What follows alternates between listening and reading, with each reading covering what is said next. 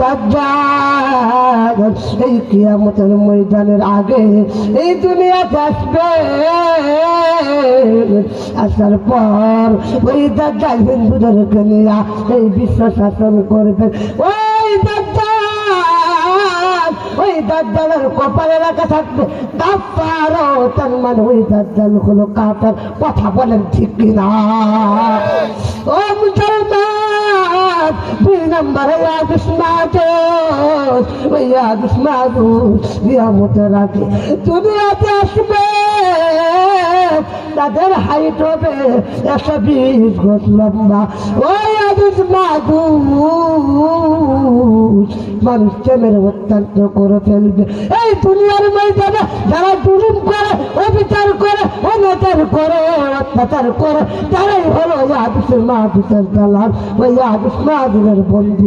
কথা বলে ঠিক না? 3 নম্বরে যতক্ষণ পর্যন্ত ঈসা আলাইহিস সালাতু ওয়াস সালাম এই দুনিয়ার মধ্যে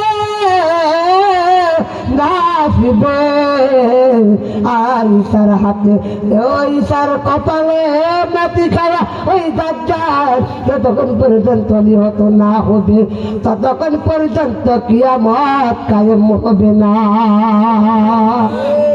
4 নম্বরে এই পৃথিবীর মধ্যে এই মাটির নিচে একটা প্রাণী আছে। কিয়ামতের আগে ওই প্রাণী মাটি সেরে বের হবে আর মানুষের সাথে কথা বলবে। ও যুবক,